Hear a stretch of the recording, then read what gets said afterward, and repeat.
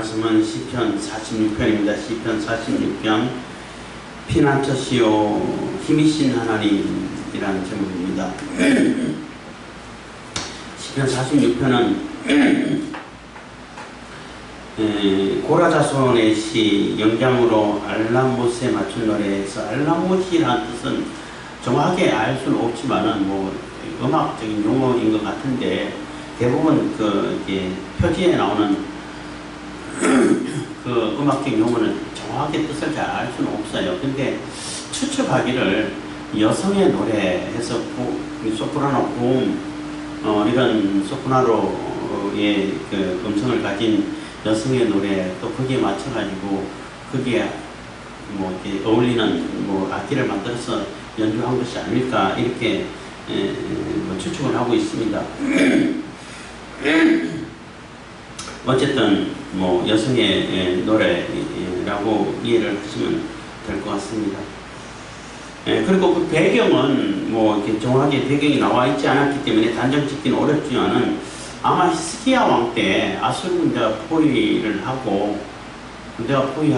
그래서 하나님께 간절히 기도하고 편지를 펴놓고 하나님께 호소하고 제사장들도 다 같이 기도하고 백성들도 같이 기도하고 이렇게 해서 아수르 군대가 18만 5천 명이 다 하나님께서 몰살시켜버렸잖아요.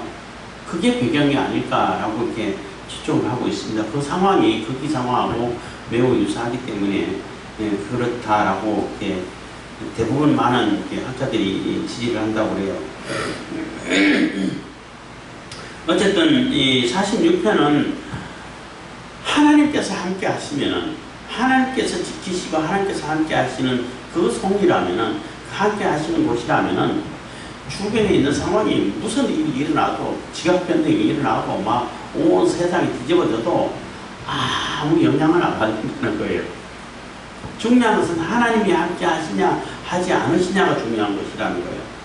그래서 하나님께서 함께 하시면은 뭐 어떤 일이 벌어져도 절대적으로 보호되고 안전하다는 거죠. 그래서 이스라엘 백성들이 바벨론 포로 당하는 그 시기 때에 예루살렘은 하나님께서 무조건 지키셔 이런 미신적인 그러한 신앙을 가지다 보니까 문제가 되는 거예요. 그 예루살렘이 하나님께서 지키시는 예루살렘이면은 뭐 바벨론 군대가 아니라 어떤 군대라도 이렇게 감히 이렇게 침범을 못해요. 점령을 못한다고. 근데 여호와 하나님께서 함께하지 않는 예루살렘이라면은 여호와의 영광이 떠나버린 그러한 성전이라면은 누구도 들어와 침범할 수 있고 점령할 수 있는 거예요. 심지어는 다 성전까지 다 회파하고 부숴버리잖아. 그러니까 여호와 하나님이 계시냐 안 계시냐, 성령께서 거하시냐 안 거하시지 않느냐, 여호와의 영광이 임하고 계시냐 아니냐, 이게 중요하다는 거예요. 그래서 여호와 하나님이 임재하고 하나님이 함께 하시고 하나님께서 지키시는 그 성이라면은 뭐 세상에서 밖에서는 뭐 무슨 일이 벌어도 지각 변동이 벌어져도 지각 변동 벌어지면은 거의 뭐 생물은 다 멸절할 정도로 굉장히 심각한 일인데 그것과 상관없이 아무런 영향 안 받는다는 거예요. 그래서 그 아수르 군대가 온 세상을 막 휘젓고 다니고 뒤집고 다 점령하고 뭐 굴복시키지 않는 나라가 없을 정도로 어마어마한 무서운 기세로 휩쓸어 가고 있는 그 상황에서 그게 이제 지각 변동하고 비교를 할 수 있는 거, 비유를 할 수 있는 거죠. 그런 상황이 있어도 하나님이 지키시면은 하나님이 지키시면은 그거 아무런 의미 없게 만들어 버린다는 거예요. 하나님이 전쟁을 주관하시는 분이시지, 전쟁을 주관하시는 분은 여호와 하나님, 만군의 여호와 하나님이시지 어떤 세상의 세력이 아니라는 겁니다. 1절입니다. 46편 1절. 하나님은 우리의 피난처시요 힘이시니 환난 중에 만날 큰 도움이시라. 그래서 하나님은 우리의 피난처죠. 우리가 이렇게 피해가지고 안전하게 거할 수 있는 그러한 곳은 하나님이시라는 거예요. 힘이시고, 피난처는 이제 도망가고 방어적인 개념이라면은 힘이시요 힘이시니라는 것은 공격적인 개념이라고 볼 수 있는 거죠. 우리가 싸워서 이길 수 있는 우리가 힘이 없어서 못 싸워도 하나님은 충분히 능력을 베푸셔가지고 싸워서 이길 수 있는 그러한 분이시라는 겁니다. 환난 중에 만날 큰 도움이시라 해서 환난 중에 만날 큰 도움이라는 얘기는 하나님께서 행사하시는 큰이라는 표현은 절대적이라는 얘기가 되는 거죠. 절대적인 도움이 된다. 이 얘기는 환난 중에 큰 도움이라는 얘기는 그 환난을 완전히 덮어버리고 완전히 없애버리고 무마시켜버리는 그것을 환난이 완전히 그냥 잔잔하게 만들어버리는 그러한 도움이라는 거예요. 어마어마한 세력의 파도가 쳐온다 하더라도 잠잠하라 할 때에 잠잠하게 만들어버리는 그런 도움이시라는 거예요. 그러니까 지금 이스라엘 백성들이 예루살렘이 엄청난 환난 가운데 빠져가지고 어떻게 스스로 힘을 할 수 없는 그런 상황이라 할지라도 하나님의 도우심은 그 환난을 다 이렇게 없애버리는, 해소시켜버리는 그러한 도움이 큰 도움이라는 거죠. 하나님의 도움은. 그래서 하나님은 우리의 피난처시고 하나님은 우리의 힘이신데 그 환난을 다 잠재워버리는 그런 큰 도움이시라는 겁니다.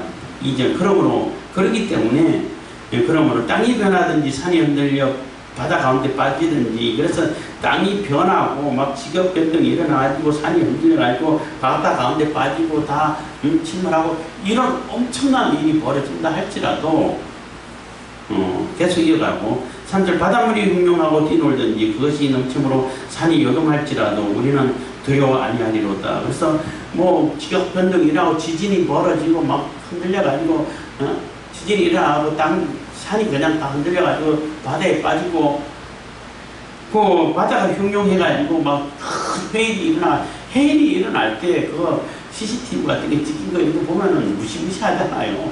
그 사람들이 할 수 있는 뭐든 아무것도 없어요. 도망가는 거 외에는 없어요. 도망도 빨리 가야지. 높은 데로 빨리 가야지. 조금만 늦으면 그냥 쓸려가 버리더라고. 뭐 심지어는 성악자 다 차를 타고 도망가도 쓸려가 버리더라고. 워낙 파도가 빨리 이게 와가지고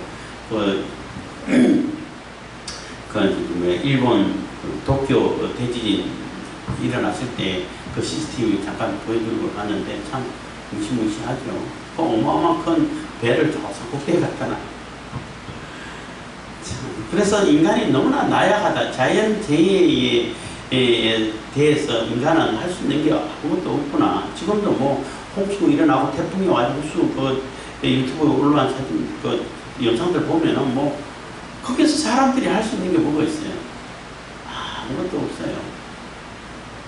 그냥 피해서 도망가는 수밖에 없고, 근데 그 홍수가, 그 재해가, 자연재해가 내한테 안 오는 것이 가장 큰, 안 오기를 바랄 뿐인 거죠. 그래서, 어쨌든 그래서 그 엄청난 뭐 지각변동 같은 그런 일이 벌어지고, 지진이 일어나고, 산사태가 나고, 다 쏟아지고, 쏟아져가지고, 물에 들어가 버린다든지, 뭐, 산이 물에 빠질 정도면은 엄청난 뭐 지진이고, 지각변동과 같은 그런 엄청난 큰 일이라고 볼 수 있는 거죠. 그 어마어마한 힘이 퍼져가지고 산으로 다 뒤덮고 이런다 할지라도 하나님이 지키시는 그 성이라면 아무런 요동이 없다, 흔들림이 없다는 거예요. 막 불안해가지고 흔들려가지고 어떡하나 이런 거 없다는 잔잔한 호수와 같이 아무런 영향을 안 끼친다는 거예요. 그 얼마나 대단합니까? 예, 그리고 이제 3절 끝에 이제 셀라가 있는데 분위기를 바꾸라는 거죠. 원래 아마 3절 다음에 그 7절하고 11절 하면 후렴구가 나옵니다. 만군의 여호와께서 우리와 함께 하시니 야곱의 하나님은 우리의 피난처시로다. 셀라. 그리고 11절도 만군의 여호와께서 우리와 함께 하시니 야곱의 하나님은 우리의 피난처시로다 해서 똑같은 후렴구가 나오는데 아마 3절 뒤에도 후렴구가 있는데 누락되지 않았을까 이렇게 생각하는 분들도 계시더라고요. 뭐 그럴 가능성도 충분히 있죠. 왜냐하면 3년으로 돼 있는데 1년 끝에 후렴구가 2년, 3년에는 4년은 후렴구가 다 있는데 여기만 없는 거 혹시 누락된 거 아닐까 이렇게 추정하는 사람들도 있습니다. 어쨌든 지금 자연재해와 같은 그런 상황이 있어도 하나님이 도우시면 절대 흔들림이 없다라는 것을 얘기를 해주고 있습니다. 3절까지 4절부터 사실 한 시내가 있어 나뉘어 흘러 하나님의 성 곧 지극히 높으신 자의 장막의 성소를 기쁘게 하는도다. 그래서 그 1절부터 3절까지는 이렇게 뭐 주변 외부 상황이 뭐 엄청나게 변동이 심하고 격동이 심하고 한 그런 상황이 있지만은 그런 상황이 있어도 그런 상황을 이렇게 노래해도 하나님의 성은 절대 안전하고 요동이 하지 않은 그런 모습을 얘기해 준다면은 4절부터 7절까지는 하나님이 함께 하시고 하나님의 성 내부에서는 어떤 모습인가를 보여주는 거죠. 그래서 한 시내가 있어 나뉘어 흘러. 그래서 여기서 이렇게 같은 물이라도 시내라는 얘기는 잔잔히 흐르는 물이잖아요. 그 물은 우리 인간에게 해가 되지 않아. 그렇잖아요. 잔잔히 절절절 흐르는 그 시내는 굉장히 도움을 많이 주죠. 평안을 갖다주고 우리에게 식수를 갖다주고 잔잔하고 실만한 물가를 응대해주는 굉장히 양들도 먹을 수 있는 그런 물이고 굉장히 기쁨과 즐거움과 생명을 솟게 만들어주는 그러한 그 물을 상징하는 거예요. 같은 물이라 할지라도 홍수하면은 많은 물을 홍수 이거는 어마어마한 세력을 해가지고 그 앞에서는 뭐 엄청나게 하나님을 대적하고 세력하고 해가지고 사람을 떠내려가 버리고 피해를 갖다주는 그러한 물이라면은 잔잔한 그냥 한 시내라는 것은 굉장히 평안을 갖다주고 기쁨을 갖다주는 그런 물을 얘기하는 거예요. 시편에서. 시편뿐만 아니라 성경에서도 마찬가지입니다만 어쨌든 잔잔한 물, 잔잔히 쫄쫄쫄 흘러가는 물은 사람들에게 굉장히 유익을 많이 주죠. 해를 끼치는 게 아니라. 그래서 여기서 시내는 굉장히 기쁨을 상징하는 그러한 물을 얘기하는 겁니다. 그리고 뭐 예루살렘에는 시내가 없죠. 시내가 없어요. 그 상택이 있어가지고 그래서 물이 없어가지고 그 저기 기성 시내에서 지하로 터널로 이제 물을 끌어와가지고 신령한 못을 만들었죠. 물이 없어서 그 히스기야 왕이 그 외부 침략해와도 물을 공급받을 수 있게끔. 근데 없는데 이게 이제 상징적이라고 말할 수 있는 것이고 에스겔서에 나오는 성전에서부터 흘러내리는 그 시내 생명수 강 그것을 이렇게 떠올려 볼 수 있는 겁니다. 그래서 한 시내가 있어 나뉘어 흘러. 그래서 한쪽으로만 흐르는 것이 아니라 공동으로 이렇게 똑같이 나뉘어 흘러가지고 골고루 다 이렇게 생명력을 얻을 수 있는 그러한 시내가 흘렀다는 것입니다. 하나님의 생명의 강이라고 볼 수 있는 거죠. 생명수라고 말할 수 있는 것입니다. 흘러 하나님의 성 곧 지극히 높으신 자의 장막의 성소를 기쁘게 하도다. 그래서 하나님이 계신 곳 지극히 높으신 자의 성 그게 이제 예루살렘을 상징하는 겁니다. 장막의 성소를 기쁘게 하는 거다. 그래서 그러니까 밖에서는 1절부터 3절까지는 밖에서는 뭐 사방이 뒤집어지고 난리를 쳐도 요란을 떨고 쳐도 하나님의 신에서는 잔잔하고 평안하고 생명수가 넘치는 이런 곳이 된다는 거죠. 5절입니다. 하나님이 그 성중에 거하심에 성이 유동치 아니할 것이라 새벽에 하나님이 도우시리로다. 그래서 하나님이 그 성중에 거하심에 하나님이 거하시기 때문에 평안하다는 거예요. 평안한 곳에 하나님이 거하신 것이 아니라 하나님이 거하신 곳이 평안하다는 거예요. 이게 순서가 바뀌는 것이 매우 중요한 거죠. 이게 매우 큰 의미가 달라질 수 있는데 하나님이 거하시는 그 성은 잔잔한 시내가 나뉘어서 흐르고 기쁨이 충만하고 그 성이 거하시면 절대 요동함이 없고 흔들림이 없게 된다는 거죠. 그것이나 새벽에 하나님이 도우시리로다. 그래서 이게 새벽에 하나님이 도우시리라 해서 새벽 기도를 강조하면서 꼭 이 문구를 그대로 적어놓고 새벽에 도우신다, 새벽 기도 나놓고 막 강요를 하고 그러잖아요. 그 물리적인 새벽도 물론 의미가 있습니다만은 반드시 그걸 얘기하는 건 아니에요. 새벽이라는 얘기는 동이 오기 직전이잖아요.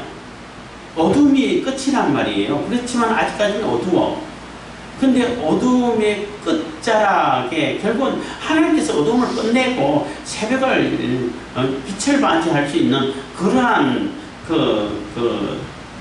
하나님의 이 역사하심, 일하심이 있다는 거예요. 하나님은 결국은 어둠을 끝내고 새벽에 빛을 불러 오신다는 거예요. 그래서 새벽에도 오신다라는 의미인 거예요. 특히 요즘 뭐 우리가 사는 세상에서는 낮과 밤이 없잖아. 낮과 밤이 없기 때문에 물리적인 새벽만 새벽이라고 하면은 굉장히 불편해요. 사람들이 리듬이 안 맞는 사람들도 꽤 많아. 옛날 그 농경시대 때는 이게 말이 맞죠. 물리적인 그 새벽이 맞죠. 생활 리듬도 맞고 그게 맞는 것인데 요즘은 낮과 밤이 꼴로 된 사람도 있고 그리고 뭐 시차가 서로 리듬이 안 맞고 일하는 일마다 다 다르고 그리고 밤에 일하는 사람이 있고 낮에 쉬는 사람이 있고 다 다르기 때문에 그 물리적인 새벽 시간을 굳이 고집하면은 부작용이 생길 수밖에 없어요. 그래서 제가 신학교 다닐 때도 그런 얘기를 한번 했다가 엄청 욕먹은 적이 있어요. 물리적인 새벽을 고집해서는 안 된다. 사람들이 생활 리듬이 다 다르고 생활 양태가 다 다른데 그 사람이 시작하는 그 시점이 새벽이다. 그렇기 때문에 그 시작하는 그 시점에 하나님께 기도하고 예배하고 하나님의 이름을 부르고 하나님께 기도하면서 시작하는 것이 그게 중요하다.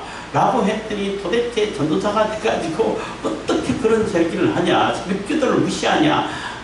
예수님도 새벽에 기도했고 새벽에 도우신다 그랬는데 자꾸 엉뚱한 데 빠져 죄송한데 갑자기 그게 생각나서 죄송합니다만은 그리고 엄청 욕먹었어요. 아니 그게 아니고 잘 생각해보라고 해면서 뭐막 블라블라라는 얘기를 요즘 제가 배워가지고 재밌게 듣고 있는데 뭐 이렇게 뭐 이제 어쩌고 저쩌고 이런 얘기를 뭐 영어권에서는 블라블라로 쓰는 거 같더라고요. 어떤 그 유튜브가 쓴 거 보고 되게 귀엽게 보이기도 했는데 재밌고 귀엽게 보이긴 했는데 정말 이렇게 이해가 안 가고 해서 혼난 적이 있는데 하나님은 물리적인 새벽을 얘기하는 거 아니에요. 물론 그것도 포함되면 되는데 하나님은 우리의 일을 우리의 삶을 시작하기 직전에 이미 돕고 계신다는 거예요. 그렇게 이해를 해야죠. 그리고 지금 어둠과 같은 그 환난을 하나님께서 끝내버리시고 빛과 같은 새벽을 불러오시게 하는 것이 하나님이시라는 거예요. 그렇게 이해를 해야지. 그 물리적인 새벽, 그래갖고 어떤 권사님도 그런 얘기를 하더라고요. 그 새벽도 하나님은 새벽에 하나님이 도우시리로다 그걸 크게 적어놓고 새벽에도 안 나면 큰일 난 것처럼 얘기해가지고 굉장히 힘들었다고 다른 교회 다니시는 권사님이신데 그런 얘기를 한 적이 있었는데 웃으면서 얘기를 했습니다만은 그런 뜻이 아니고 물리적인 새벽을 얘기하는 게 아니에요. 그래서 하나님이 그 환난을 끝내고 새벽을 그러니까 새벽에 빛을 불러오는 그 시점에 하나님께서 빛을 불러오시기 위해서 새벽에 도우신다라고 얘기를 하는 것입니다. 그리고 물론 이때는 실제적인 그 물리적인 새벽에 그 18만 5천 아수분들을 다 몰살시키기도 하셨어요. 그리고 어쨌든 하나님께서 우리가 새로운 광명, 빛의 세계에 새로운 일을 시작하기 전에 이미 하나님께서 도우고 계신다는 그런 의미로 여러분들 받아들이시길 바라겠습니다. 6절입니다. 이방이 혼화하며 왕국이 동하였더니 저가 소리를 발라시며 땅이 녹았도다. 그래서 이방이 혼화하고 이방이 혼화한다는 얘기는 아수르 군대를 이렇게 생각할 수 있죠. 아수르 군대가 얼마나 막 두들고 혼화하고 막 하나님을 모욕하고 주변 나라들 다 집어삼키고 다 신상들을 다 데웠고 자기들이 신이 최고라고. 그래서 우리 왕에게서 구원을 해낼 수 있는 신이 어딨냐 이렇게 교만한 얘기를 하고 하나님 이름 모욕하고 이렇게 떠들고 온 사방 뒤덮고 다녔죠. 그래서 왕국이 막 흔들렸다는 거예요. 그래서 이게 풍전당화 같은 그런 상황이었는데 이게 이러다가 끝나겠다. 아수르 군대들도 충분히 예루살렘 정도는 충분히 점령하겠다. 주변에 있는 나라 애국들도 마찬가지고 예루살렘 이제 끝나겠구나. 주변에 있는 나라들도 이제 예루살렘은 이제 끝났다. 이렇게 생각했는데 하나님께서 한번 소리를 발하시니까 천사를 보내서 18만 5천 다 무시시켜버렸잖아요. 그러니까 세상이 다 녹아버렸다는 거예요. 땅이 다 녹아버렸다는 거예요. 다 죽어버렸다는 거예요. 이럴 때 주변 나라들도 마찬가지고 특히 아수르 사내림이 얼마나 충격받았겠어요. 그렇게 기세등등하던 사내림이 하루 새벽에 자기 군사들이 다 몰살당했어. 그때 사내림이 잠깐 무슨 일이 있어가지고 다른데 지역에 순찰하러 갔다가 다른 지역에 순찰하러 갔다가 거기 없어가지고 사내림은 안 죽었을 거다 이렇게 추측하는 분들도 계시는데 어쨌든 간에 사내림은 살았어. 자기 호위 군사도 몇 명 되고 급하게 이제 아수르로 도망갔는데 얼마나 놀랐겠어요. 그리고 주변 나라들도 얼마나 눈이 번쩍 뜨이는 이 상황이었겠, 일이었겠냐는 거예요. 사건이었겠냐는 거예요. 그래서 이 땅이 다 녹아버릴 정도로 이렇게 다 끝내버렸다는 것입니다. 그래서 만군의 여호와께서 우리와 함께 하시니 야곱의 하나님은 우리의 피난처시로다. 그래서 이 즐거운 마음으로 기쁜 마음으로 이 후렴구를 이렇게 노래할 수 있게 되는 겁니다. 만군의 여호와 하나님께서 전쟁을 주관하신다는 거죠. 우리와 함께 하시니, 우리와 함께 하시는 만군의 여호와 하나님께서 우리와 함께 하시는 게 가장 중요한 거예요.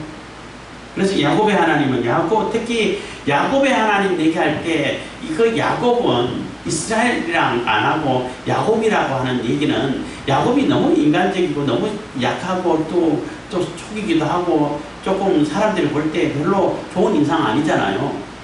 그 연약하고 아무것도 할 수 없고 뭐 메리트도 없고 사람들이 볼 때에 에이 쟤는 좀 괜찮아 이런 것도 없고 쟤는 아니야 이런 손사래를 할 정도로 별 보잘것도 없는 그러한 초라한 인간적인 모습의 그 야곱을 얘기하는 거예요. 이스라엘을 얘기하는 거예요. 야곱의 하나님 할 때 그 야곱을 하나님께서 택하셔가지고 야곱을 이게 성화시키고 훈련시켜가지고 연단시켜가지고 하나님의 백성 이스라엘을 만들어주신 분이 하나님이시잖아요.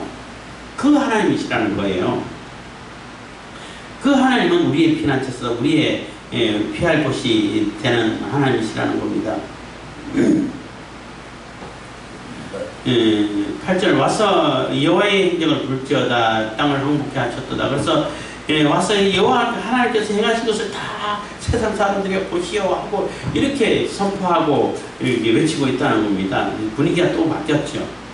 앞에 1절부터 3절까지는 너무나 이렇게 경랑 속에서 그래도 하나님의 보호하심을 얘기하는 거라면은 그 바깥에 경랑 뭐 엄청난 일이 벌어지고 있음에도 불구하고 하나님은 하나님의 성 안에는 이렇게 평화롭고 생명수가 흐르는 강이 흐르고 이런 모습에서 하나님이 한 새벽에 도우시니까 땅이 조용해져 버렸다는 거예요.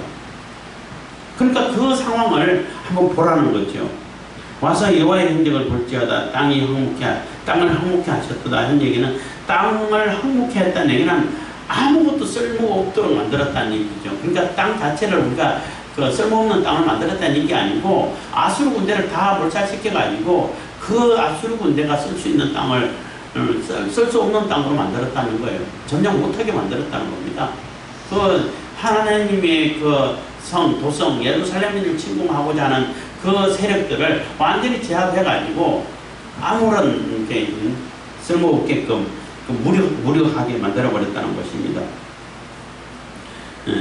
와서 여호와의 행적을 볼지어다 땅을 항목케 하셨도다. 9절 저가 땅끝까지 전쟁을 시게 하시며 활을 꺾고 창을 끊으며 수레를 불살하시는도다. 그래서 저가 땅끝까지 전쟁을 시게 하신다는 얘기는 하나님이 전쟁을 주관하신다는 얘기예요. 그 무시무시하고 어마어마했던 그 아수르 군대를 누가 막아설 수 있어요? 아무도 못 막았었어요. 그런데 하나님은 명령 한마디로 말 한마디로 한 천사를 보내가지고 싹 쓸어버리니까 조용해져 버렸고 그래서 이 그때 땅끝이라고 해봐요. 우주빈이라고 말할 수 있는데 다 그냥 전쟁이 다 멈춰버렸지. 어떻게 안 그러겠어요? 그 무시무시했던 그 아수르 군대를 한순간에 그냥 거치게 만들어 버렸다는 거예요. 전쟁을 시게 만들어 버렸다는 겁니다. 활을 다 꺾어버리고 창을 다 끊어버리고 그 수레란 얘기는 그 전차 말 타고 뒤에 수레를 달아가지고 전쟁하는 이런 수레를 다 끊어버렸다는 겁니다. 불살랐다는 거죠. 아무짝에 쓸모없는 그러한 그 상황으로 만들어버렸다는 것입니다. 그러니까 얼마나 대단한 거죠. 10절입니다. 이르시기를 너희는 가만히 있어 내가 하나님 됨을 알지어다. 내가 열방과 세계 중에서 높임을 받으리라 하시도다 해서 이르시기를 너희는 가만히 있어 내가 하나님 됨을 알지어다. 이 상황이 제일 먼저 나온 것은 똑같은 상황이 그 출애굽 해가지고 홍해 앞에 섰던 그 이스라엘 백성들에게 한 그러한 말씀인 거예요. 그 출애굽기 14장 13절인데 한번 읽어봐 주시면 좋겠네요. 출애굽기 14장 13절. 그래서 이스라엘 백성들이 막 찾았어요. 찾아만 읽어봐 주세요. 모세가 백성에게 이르되 너희는 두려워 말고 가만히 있어서 여호와께서 오늘날 너희를 위하여 행하시는 구원을 보라. 너희가 오늘 본 외국 사람을 또 다시는 영원히 보지 못하리라. 그래서 가만히 서서 오늘 여호와께서 이루시는 구원을 보라는 거예요. 이제 맛보는 그러니까 홍해 앞에 서 있는 이스라엘 백성들이 할 수 있는 게 뭐가 있을까요? 아무것도 없어요. 그렇잖아요. 그러니까 홍해가 이렇게 V자로 이렇게 갈라져 있는 그 끝자락인데 그 V자 안에 들어가 있는 그 이스라엘 백성들을 보고 애국 군대가 쫓아와가지고 저 갇혔다. 저 바보 아니냐? 왜 그 갇힌 거 갈 데도 없는데 거기 들어가 있어. 그래서 뒤에 쫓아오면은 갈 데가 어디 있어요? 다 바다로 둘러싸여 있는데. 근데 왜 그쪽으로 또 하실까? 그래서 처음에는 사람들이 이해를 못했단 말이에요. 아니 거기는 갇히는 곳인데 그래서 애국 군대가 쫓아왔잖아. 그 바다 앞에 뒤에는 군대가 쫓아오고 앞에는 바다가 가로막고 있고 한 그 이스라엘 백성들이 거기서 할 수 있는 게 뭐가 있냐는 거지. 아무것도 없어요. 그러니까 하나님께서 가만히 서서 하나님께서 어떻게 구원을 이루시는가를 보라는 거예요. 그 하나님의 구원의 그 엄청난 웅장하고 어마어마하게 엄청난 일을 바다가 갈라지는 그 엄청난 일을 눈으로 보라는 거예요. 마찬가지로 아수르 군대가 둘러싸가지고 있는데 하나님께서 하루아침에 싹 쓸어버리는 그런 상황을 보라는 거예요. 너희는 가만히 있어. 그래서 뭐 특별히 하려고 하지 말라는 거예요. 지금 이스라엘 군대도 마찬가지로 군대들이 나가서 싸워서 이길 수 있는 그런 것이 있나요? 없잖아. 애굽의 도움을 구하러 가지 말라는 거예요. 지금 하나님의 구원을 보라는 거예요. 그래서 하나님께서 이루신 것을 보고 하나님을 의지하고 하나님의 구원을 보라는 것이지 자꾸 딴 데 기웃기웃하고 딴 데 모색을 하고 인간적으로 잔머리 굴리고 그런 거 하지 말라는 거예요. 하나님을 보고 하나님께서 이루신 것을 너희들이 보라는 거예요. 그래서 실질적으로 그 눈으로 봤죠. 그래서 과연 그 상황을 보고 주변에 있는 나라들이 얼마나 놀랬겠어요. 아수르도 놀랍게 그러고 뿐만 아니고 물론이고 애굽이고 에돔이고 블레셋이고 그 옆에 있는 암몬 다 얼마나 놀랬겠어요. 와 했지 않았겠어요. 저거 어떻게 저럴 수가 있어. 그래서 과연 하나님은 하나님이시다. 하나님이 이 온 세계 열방 가운데서 자연적으로 높아지게 되죠. 그런 상황을 보게 되면은 홍해가 갈라지고 건너는 그 모습을 보고 주변에 있는 나라들이 얼마나 놀랬겠어요. 와, 저 여호와라는 그 하나님은 절대 함부로 건들 수가 없다. 저거 이게 홍해를 갈라가지고 바다를 갈라서 건너가게 한다니 그거 어떻게 가능해? 어떤 신이 그것을 할 수 있겠어? 이렇게 되지 않겠냐는 거예요. 그래서 하나님의 이름이 자연적으로 모든 존재들에게 열방들에게 세계 가운데서 높아질 수밖에 없다는 것입니다. 만군의 여호와께서 우리와 함께 하시니 야곱의 하나님은 우리의 피난처시로다. 그래서 그 모든 것이 만군의 여호와께서 우리와 함께 하기 때문에 이게 가능하다는 거예요. 이게 가장 중요한 거예요. 여호와 하나님께서 함께 하시기 때문에 그 주변에 막 뒤집어지고 지각 변동이 일어나도 안전하고 평안하고 아무 영향을 받지 않고 평안하지 하는 것이지, 그 가운데 하나님이 안 계시면은 그런 일은 없어요. 그래서 바벨론 포로 때 이스라엘 백성들이 착각한 것이 예루살렘이기 때문에 지키는 것이 아니라, 예루살렘 성전이 있기 때문에 하나님께서 무조건 지키는 것이 아니라 그 가운데 하나님의 영광이 계시기 때문에 지켰단 말이에요. 이스라엘 백성들이 하나님을 의지하고 하나님의 백성의 모습을 찾고 하나님의 백성으로 돌아오고 하나님의 백성의 모습을 찾고 찾아가지고 하나님을 의지하고 하나님 기도하니까 하나님께 지켜주셨단 말이에요. 근데 바벨론 포로 때는 건물은 성전이야, 성은 예루살렘이야. 근데 하나님 백성으로서 살지를 않아. 그래서 하나님께서 선지자를 보내가고 돌아오고 수십 번 돌아오라고 외쳐도 안 들어와. 하나님 백성으로 안 살아. 이방인들보다 더 악한 모습으로만 살면서 하나님께서 이것을 지키실 거야. 하나님을 모욕하고 있는 거예요, 그거는.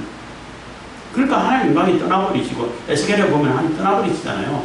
떠나버리시고 그대로 그냥 다 무너뜨려 버리는 겁니다.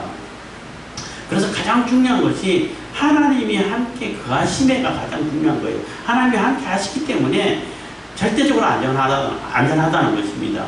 그래서 하나님이 거하시지 않으면은 안전하지 않는 거예요. 그래서 우리가 거룩한 하나님의 백성이고 하나님의 자녀가 된 것은 하나님이 우리를 택해 주셨기 때문에 우리가 거룩한 백성이 되는 거예요. 우리가 거룩하기 때문에 하나님께 택해 준 게 아니에요. 그 앞뒤 순서 바뀌는 게 별거 아닌 것처럼 보이지만은 굉장히 큰 의미 차이가 있는 거예요. 응? 하나님이 택해 주셨고 하나님이 함께 하시기 때문에 우리는 하나님의 백성으로서 살 수 있는 겁니다. 우리를 택해주지 않았으면 우리가 아무리 노력해도 하나님의 백성을 못 살아요. 그냥 지옥의 백성 되는 겁니다. 그냥. 기도하겠습니다. 사랑해 주신 감사합니다. 이 시간에도 은혜와 볼 베푸신 것